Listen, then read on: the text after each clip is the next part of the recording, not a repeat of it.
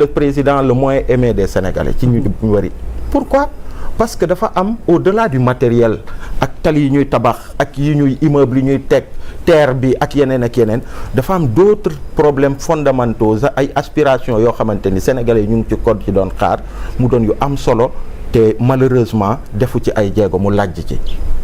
mooy fondamentalement réconcilier ñu ñuy jiite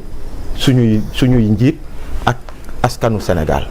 ci yenn valeurs yi nga xamante ni askanu Sénégal jàpp na ni ñu ñuy jiite war nañ ko porter. Par exemple la question de la transhumance à l'époque que les gens avaient combattu. Macky Sall ñëw au bout d'un moment mu commencé ñi mu doon traquer ku ci transhumé mu bàyyi la et le pire mu ñëw toog di def apologie wu transhumance ak waxu kaddu Abdoulaye Wade. Moi je dis que ñàkk na Sénégal bi mu nee maa waxoon waxet bokk na moo doonoon le début de sa chute. Macky Sall aussi ñëw na fii du ma def buñ ma falee benn mandat wu 5 ans laa def samay mandat il vient voilà 7 ans. Donc tout ça ñu estimer ni quand même le nouveau régime qui est arrivé avec un président jeune boo xamante ni aspiration yooyu yëpp porté na ko te voilà promettre na des ruptures de ce point de vue ñu ñëw on est dans une situation où après tous ces engagements là ñu nekk ci situation bi pour ñun premièrement il y a un problème d'ordre moral le kaddu président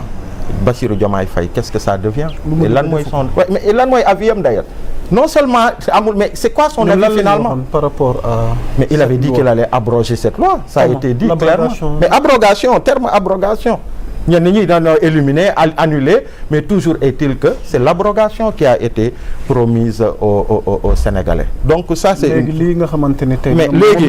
léegi yéen lan moo leen ci déranger mais tey on propose une loi d'interprétation premièrement li ñu ci déranger mooy loi d'interprétation cette question là waruñ ko réduire à une initiative d'un groupe parlementaire cause la boo xamante ni Sénégalais yëpp la soxlaal buñ ko waree régler loolu mooy première chose. La deuxième chose après on vient dans cette loi d'interprétation on dit que ok mënuñu abroger la loi parce que buñ ko abroger duñu mën a topp ñi nga xamante ni voilà rétroactivité bi mais sauf que et j'ai entendu je suis pas juriste on entend beaucoup de juristes dire que mais écoutez am na disposition bi nga xamante ni du ngeen ko mentionner mooy que possibilité d'avoir abrogation am na bu dee législateur bi nu mu tuddati expressément day ci kii bi dem loi bi dem assemblée dans l'exposé des motifs il va être expressément dit que ça va être rétroactif. J'ai entendu beaucoup de juristes crédibles qui le disent. Beaucoup de juristes crédibles maanaam abrogé ko terewul ku ñu war a topp. oui mais oui mooy sauf que buñ ko bindee expressément il y a des juristes qui le disent tu vois il y a des juristes qui le disent je ne suis pas juriste mais ça reste un débat loolu mooy première chose. Deuxième chose on dit que oui c'est pour nu mu tuddati c'est pour un peu arrimer les choses cette loi là. La question de l'amnistie aux engagements internationaux et tout mais il est aussi clair que loolu wax nañ ko ñu waxaat ko même à l'état actuel de l'amnistie loi bi fi mu toll dafa am yenn crime yi nga xamante ni mais attends champ amnistie couvrir ko bu amee ay plainte bu dee suñu juridiction yi fii sax toppuñu ko mais même à l'international il est possible de poursuivre les gens. Okay. Donc yooyu yëpp am na loolu mooy deuxième chose et troisième chose mooy bu ngeen xoolee et loolu aussi c'est problématique c'est pourquoi nous on a estimé que une telle loi aurait dû faire l'objet de consultation président de la République gannaaw bi mu jëlee engagement ñoom bu dee sax dañ ñëw gis logiquement ni cette loi a été piégée par Macky Sall. On est dans une situation très compliquée. Abrogation la ñu tu vois ñu teg ko nit ñi ñu waxtaanee ko. ñu ne ok qu'est-ce qu'on veut régler finalement on s'entend il y a des magistrats il y a des juristes chevronnés ci réew mi ay kàngam il y a la société civile il y a d'autres pans de la société sénégalaise yi nga xamante ni mun nañu sekk mbir mi ba mu am un consensus national sur qu'est-ce qu'on veut régler et comment on veut le régler et que le président de la République même ne serait-ce que par respect au parallélisme des formes moom mu jël initiative bi parce que à la base la loi d'amnistie ça a été une initiative présidentielle mais non c'est les députés qui gèrent ça actuellement les députés de la majorité. Donc vous voyez, et donc cette loi d'interprétation d'ailleurs xool leen ko bi ñu ko sumbee ak tey ñaata changement la am. Et il y a des juristes sérieux qui disent que, écoutez, on sort même du cadre d'une loi d'interprétation parce qu'on est une loi qui est claire à la base, une loi initiale qui est claire à la base, elle n'a pas besoin d'être interprétée. Et aujourd'hui, j'ai le sentiment que de changement à amendement, on est même en train de rentrer dans une loi d'abrogation partielle. J'ai ce sentiment. Du ma juriste, mais ce sentiment-là am. Parce que entre sax li mu proposé au départ, de changement en changement, finalement, il y a eu un dernier changement. Le juriste Thioune dina ci ñëw quoi. Donc il y a eu beaucoup de débats et j'ai entendu même Thioune dire que et même d'autres, pas lui particulièrement, mais il y a eu d'autres aussi, même dans ba ci balaa ñoo amendé dernièrement, il y a des dispositions quand on parle par exemple de crime de sang. Mais non. Tu vois, ci code pénal amul crime de sang on dit, tu vois, et même les crimes, il y a pas que les crimes yu ñu nit ñi rey nit am na, mais il y a d'autres types de crimes. Incendie volontaire, non, même pour ce qui nous concerne, incendie volontaire. Et loolu leneen et loolu aussi man ça me permet d'ailleurs ma gën a feddali une préoccupation qu'on a. Tey on ne s'en rend pas compte, mais ça peut être un précédent dangereux. Mooy lan mooy tey l'amnistie xam nga. Tout ce qui ñi nga xamante ni ñu ne et à l'époque nous on le disait ñun on faisait partie de ceux qui contestaient, de ceux qui se battaient ak beaucoup d'autres Sénégalais ku ci nekk selon sa manière et à chaque fois on nous disait oui ñi taal këru diw nag ñun on disait ñooñu jàpp nañ ni bokkuñu ci xeex bi parce que kuy xeex pour démocratie xeex pour xawma lan ak lan waaye nga dem di jëm këru jàmbur di ko taal mais pour ñun ñooñu bokkuñ ci et à l'époque Macky Sall ak ñooñoom dañ ko doon opposé di ñu ko jox pour dire que voilà ñii lii taxu leen jóg ñu ngi nii d'ailleurs di kii ay xale pour que ñu taal ay kër et à l'époque on disait que loolu bokk ci loolu képp ku ko def bokkoo ci principe yi nga xamante ni ñu ngi koy xeex donc bu ñëwee bu ñu yegg si fii loolu dañ ko war a dëggal ñu xam ni peut-être que ñi doon gàmm bokku rek ñu doon race déem ak wala xawma lan je suis mandingue je comprends pas trop wolof mais c'est un terme dont on parle donc ça doit être clair. warul am ay angle mort dans cette affaire-là. Et quand je dis ça, moi je parle pas des manifestants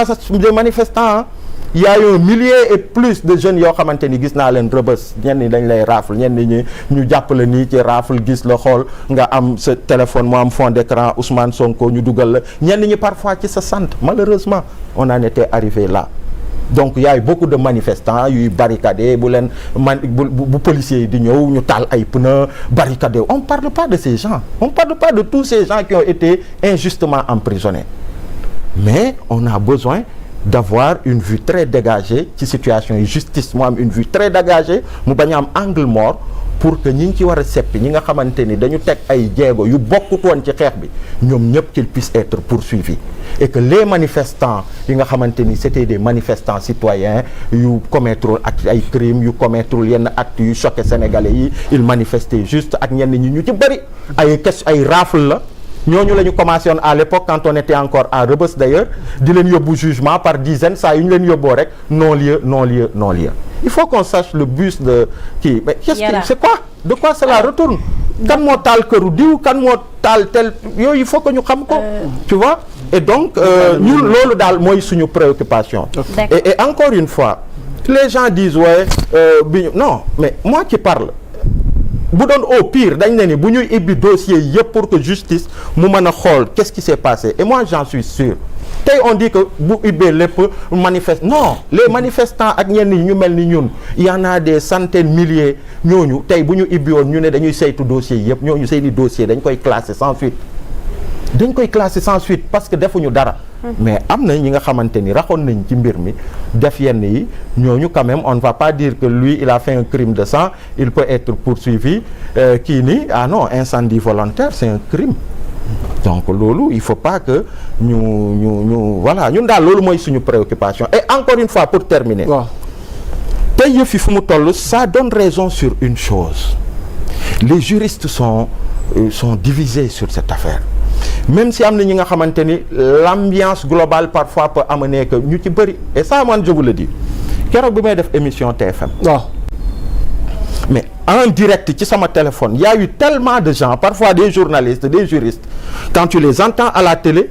ils défendent certaines positions parce que certainement ils veulent pas dire le fond de leur pensée au risque d'être attaqués, mais keroog en direct oui non Aliou waa ji li mu wax du dëgg opposé ko tel truc je ne les écoutais pas, il y en avait plein. da dafay des journalistes ak yenn ñi nga xamante ni da nga leen di gis ci télé bi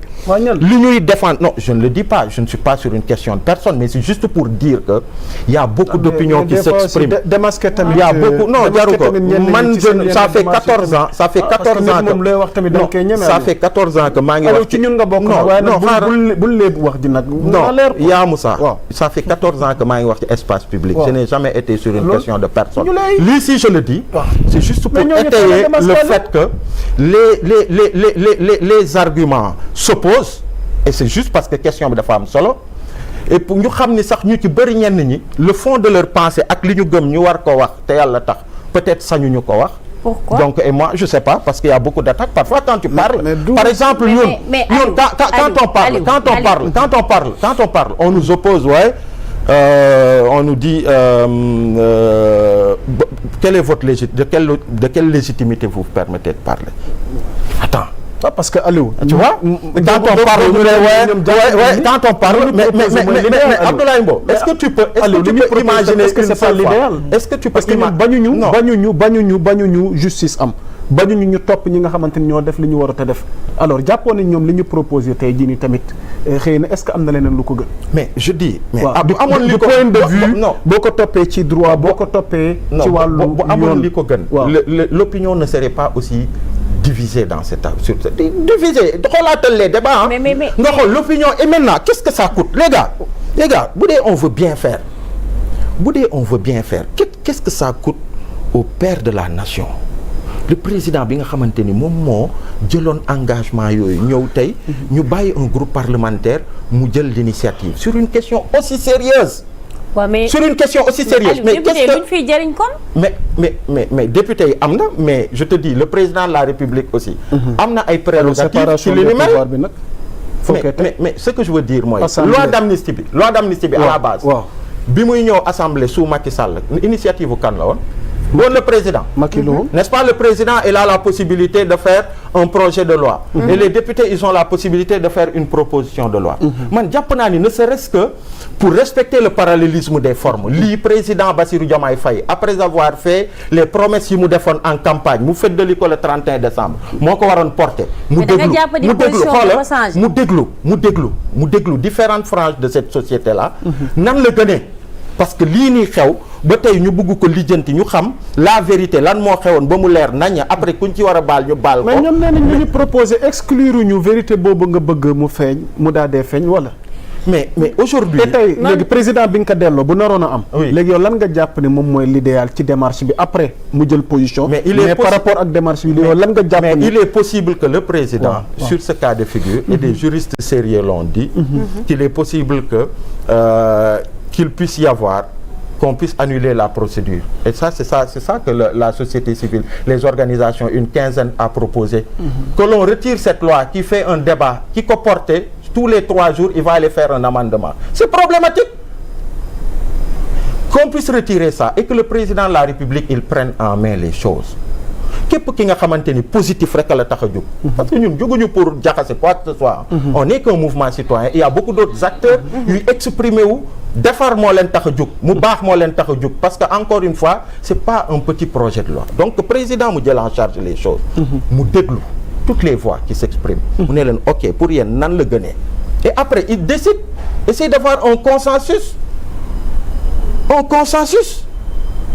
et su boobaa du am problème parce que xam ngeen lan la. voter loi am na solo mais application bi après il y a tout un processus qui s'ouvre d'abord. Après il y a le conseil constitutionnel qui doit kii yooyu mais même après l'application bu ñu demee ba ñu promulguer ko il y a des choses il y a des procédures judiciaires qui vont être engagées. benn question rek la parce que keroog wax na ko ci vendredi bi Aliou ki porté loi bi mi ngi woon ak yow ngeen partagé benn plateau et je pense que man occasion la woon pour nga saisir ko lépp loo xam ne jiixi jaaxala ci loi bi ngeen am ko wala loo xam ne comprendre leen ko parce que d'après yenn juristes yi ñun aussi dañuy dem gëstu ji laaj nañ leen est-ce que voie bi mu jël dafa violer loi ñu ne non est-ce que jaar na yoon ñu ne jaar na yoon d'après règlement ak texte yeeg loi yi lu mu wax si